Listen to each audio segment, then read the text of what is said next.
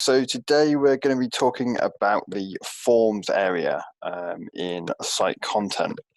So you guys should be able to see my screen already. I'm currently logged in to the Till support website, one of our demo websites. Now, if I go into admin and site content, see we're right at the top of the page.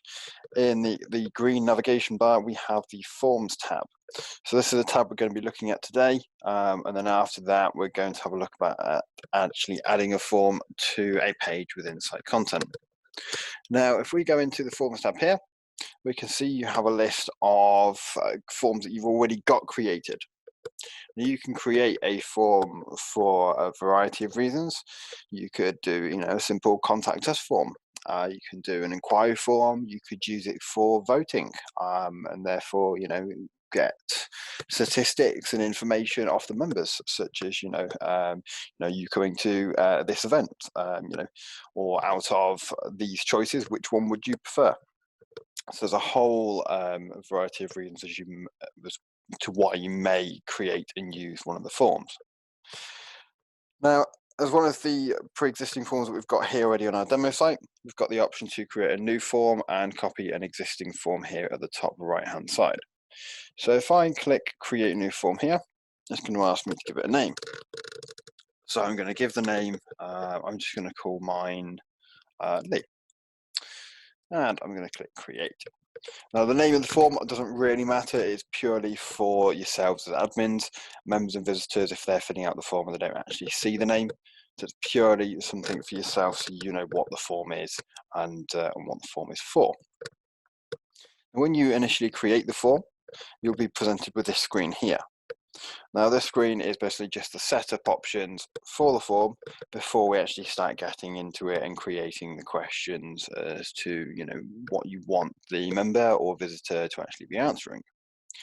So starting from the top down, most of the options are fairly straightforward, but you have things like the submit form button text, which is simply when you are filling out the form, right at the end of the form, what text is going to be on the button that you're going to select to actually submit it.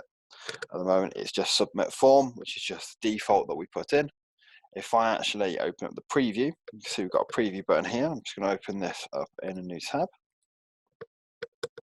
You'll see that it says submit form, which is just the name of the button. So you can put whatever you like into here. You can have the form email submissions.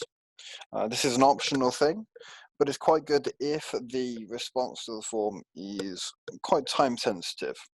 So if it's just a contact form, let's say a membership inquiry form, you want to be responding pretty much as quick as you possibly can to the person who's filling out the form. So if you put in an email address or multiple email address separated by comma, then anyone who submits the form, you will also be notified that they've submitted it, and in that email it'll also tell you what information they've submitted into the form. You can view the submissions to the forms in other areas, which I will show you later on, but it's just if you want to be notified straight away. If you've got something, let's say like a vote, and all you really need is the end results, you don't really need to respond to the people filling out the form, then you can just leave this blank. It is completely optional. After that, you've got a couple more options. And there you've got the form width. For this purpose, we just always seem to keep this on auto. Don't worry about setting that option. But if you have a look at the options underneath, you have a message for successful submissions. Now, what this is going to do is when someone submits a form, on the web page itself, it's going to give them a thank you message. Whatever you type into here, that's what it's going to show them on the page. And it's always good to fill this in, because when they submit the form, you want them to know that the form's been submitted correctly and they haven't made any mistakes, they've not missed any information out, so you can give them a thank you message. You can also email them a thank you message. Again, it is completely optional whether you use this option or not, but if you type in this text, you'll also be able to send them an email. So what will happen is when they click submit, if they are a member and they have an email address, not only can you use a message on the web page, it will just send them an email with, again, whatever text you put into this box here. After that, the last few setup options that you will have to go through are the logged in users, which is essentially you picking, can members fill in the form, or is this form going to be for visitors only? And then you've got this drop down box here with 4 different options. Now, if you've got it set as may submit the form multiple times, it means that any member, any visitor can go into the form and they can submit it, as it says, multiple times. So good for just a generic contact form. The second option down, may submit the form once, but you can edit their submission, is a good choice to have if you want to say, well, are you coming to this event, yes or no? You don't want them to have multiple submissions, but you may say, right, well, if you said you are or you aren't coming to a particular event, something comes up, you can change what your answer is. Now, if you're using, let's say, like a vote, you may go for the third option, that you can submit the form once, but once that's it, you can't edit their submission. So it means that they can't then go and speak to their friends or someone else and then change what their vote is. It's whatever their first answer, that's the answer that you're taking.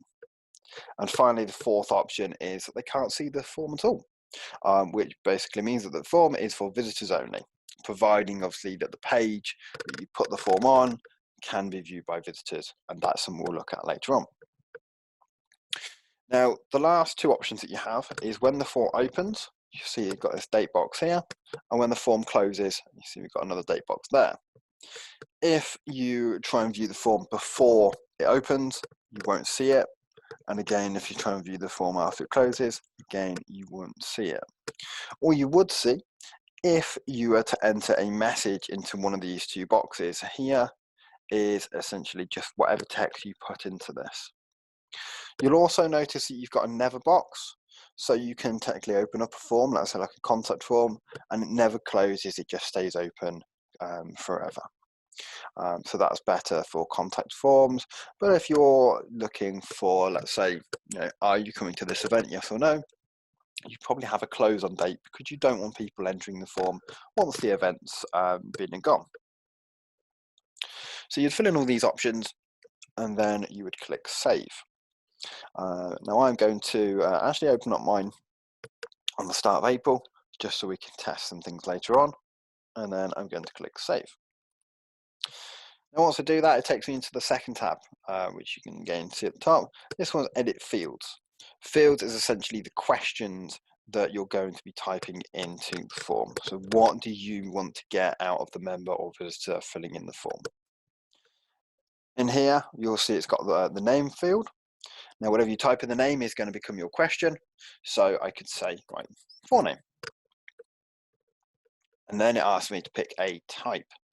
Now, the types that you have available to you, if I go through, so you got a standard type, which is just a text box, which is essentially what the name is.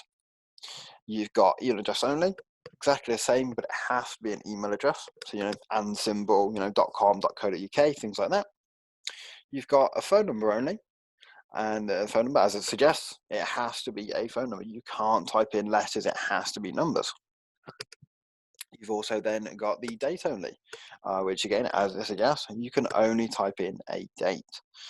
So it actually gives you a date box for you to select something from. Then you've got multiline text area. Now the multiline text area asks you if you want what size you want it to be. So you can have normal or large. It will actually continue to grow. So the more text you have, so this is like a big text box, which is great if you've got, let's say, an inquiry or contact us form. The main inquiry would normally be set to a multiline text area. The more text you put into it, the bigger the box is going to be. So it doesn't matter too much which option that you want to use. Normally, I tend to just go for the normal option. And you'll also see underneath that, and you'll have this as quite a lot of the types, it will say required. If that is selected, they must fill in that in order to enter the form. If you've got it set to non-required, then it's an optional field and you can leave it blank and just skip it out completely if you don't wish to fill it in before submitting the form. Now, the other types that you've got available So we've been through the text fields. You've also got checkbox. Now this checkbox is either unchecked or checked by default. So it's simply on or off, checked or unchecked. I would tend to recommend that you go for unchecked by default if you're ever doing this. If anyone ever accidentally misses the question, you don't want them to miss it and be checked by accident. You would rather have them to be unchecked and then force them to actually tick if you wish them to have that option enabled or selected. As well as checkbox, you've also got multiple choice. So if you don't want to on or off or yes or no, you could use one of these.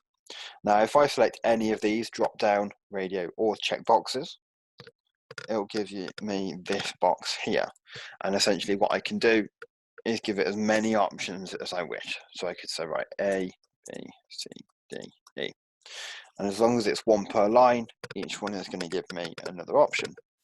And obviously drop down list and a radio option is going to allow me to pick one from the list. If you've got a rather big list, then it may be easier to do a drop down menu because it will take less space upon the page. If you want to use the checkboxes, however, this will obviously allow you to pick more than one option. So if you could have a question, let's say, for example, are you coming to these events? Out of these 5, select which ones apply. And that you would use a checkbox.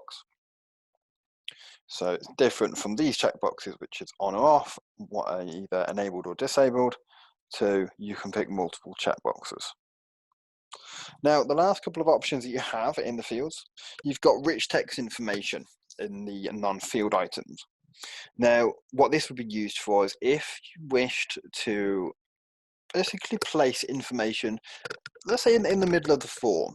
So while you're filling out the form, if there was like a paragraph of text or some information that you wish to place within the form, you could select this option. Now, if I do, it doesn't matter what I put as a name. In this occasion, it's not going to show me any question.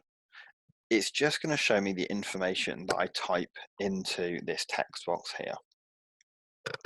So again, rarely used, but if you do want to put in information inside the middle of a form, then this is the option that you wish to use. Now, the last option that you have is a mailing list. Now, I won't get into mailing list too much, but essentially if you've created a mailing list, let's say, a custom list of emails or email addresses that you wish to contact on a regular basis, then you could use this option. Now, with GDPR, you always want to use the unchecked by default. Again, like with the checkboxes earlier, you don't want them to accidentally miss the question and sign themselves up to a mailing list unless they really want to. And that's why we recommend always having unchecked by default. And then if they wish to subscribe to a mailing list, they can then tick the option. Instead of a name, it will simply ask you which mailing list that you've created do you wish to sign them up to. So I've got 2 here that are already created on our demo website, and I could pick either of these. And then, obviously, once you've picked the type, you just click Create Field. Now, for this example purpose, I'm actually just going to create a couple of standard questions, just so we can just going to have a look at the form and test it out. So I'm just going to do forename and surname. I'm going to have both required. And then I'm also going to have, say, inquiry. And we'll do that as a multi-line text area. And we'll also have that as required. And I'm going to pick normal. Now, those are my 3 questions already set up. Now, if I need to edit a question, you do have the option to here. You can delete it. And you can also reorder them. So if I decide that I wanted surname first, I could simply just hold the left mouse button down and just drag and drop them around the page. By doing that, it will just reorder the questions and therefore change how they view when you preview and actually view the page or view the form on the site content page. Now, you've also got these 2 tabs here. Now, we already looked at the preview form, which is the one I've got open here. If I refresh this page, you'll now see the questions that I've added. And you've also got the view submissions page. This is simply going to show you any submissions that any member or visitor who fills in the form, what their answer was. So it's going to show me the answer. And if you had something like a checkbox or drop down list, it would also give you a percentage. So you can get the statistics, which is where the voting area comes in. And it would say, let's say, for example, 50% chose option A, 20% chose option B, another 20 chose option C, and 10% chose option D. So that's how you would get those statistics. There'll also be an option to remove individual submissions if you're testing it, which I'll show you shortly. And also an option to download all of the data into a CSV file for further manipulation. So you can open that up in Excel or something like that. Now we're going to have a quick look at actually adding the form into a page. And then once it's in a page, we'll actually fill in the form and have a closer look at the submissions. Now at the top of each form, it will actually have a sentence which says you can add this form to a content page by typing in, and then it has the form tag. The form tag is always the same on all websites. It always starts with a brace or squiggly bracket. Then it will say the name of the tag in capitals, in this case form. Then it says equal and the name of the form. In my case, it's just Lee. And then right at the end is another brace.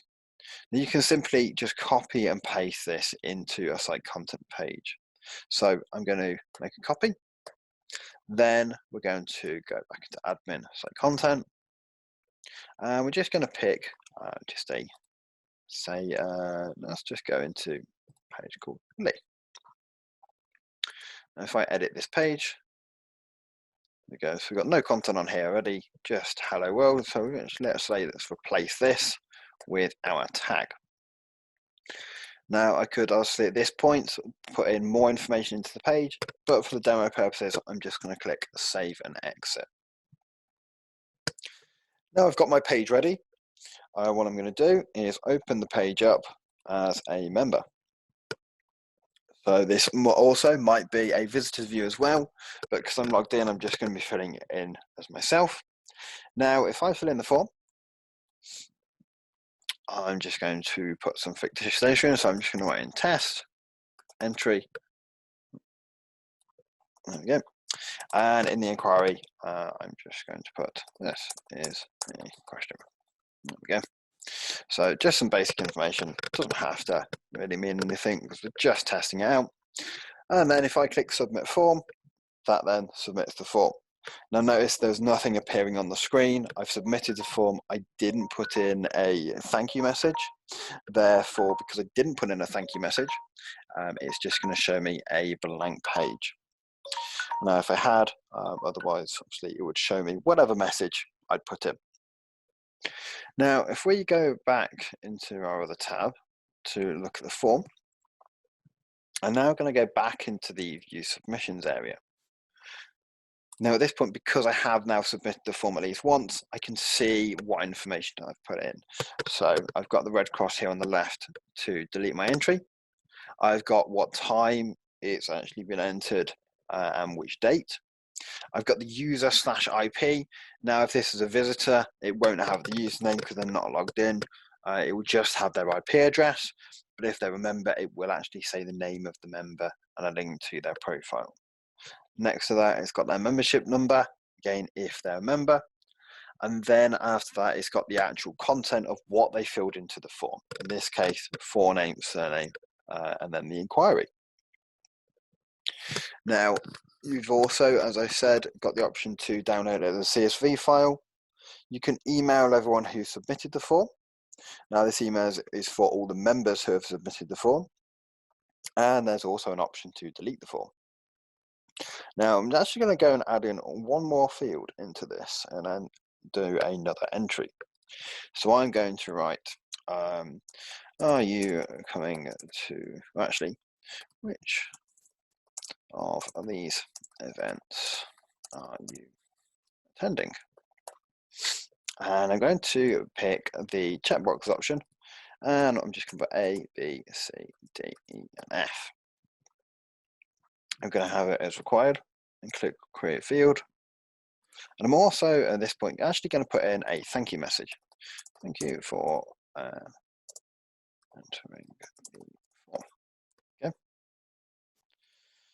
So now this time when I go to the page with the form, so if I go, let's go back to the page called Lee, have the form, this time I have more information. So let's say we're going to put in another submission. So I'm going to put in test entry 2. I'm going to miss the inquiry and I'm going to say A, B, and C. Now when I submit, it then says at the top entry or inquiry is required because I've picked this as a required field. So I have to put something in here. So that's the required field working in action. So I'm just going to type in hello, just for this demonstration purpose, just so it's got something in. Now, this time when I submit the form, it does submit correctly, and it even gives me my thank you message, which I've now entered. Now, if we switch tabs once again, go back into the form and view submissions this time, now we can see both entries, and we can now also get some statistics. So we can see what what data we've actually collected. In this case, which of these events are you attending? And it gives us both the number and the percentage. Obviously, it's only 50% because the first entry that I entered didn't have those multiple choice options to begin with. But that is essentially it for creating and adding forms. There's obviously a whole variety of reasons, as I said, that you can use the forms. And hopefully that has cleared up a couple of the questions, and hopefully that'll be useful. If there's anything else, though, don't hesitate to drop us a call, email, ticket. Let us know if there's anything else we can help with. But apart from that, that's all for today. So have a great afternoon, and I'm sure we'll be back with another demonstration soon. Okay, cheers, bye.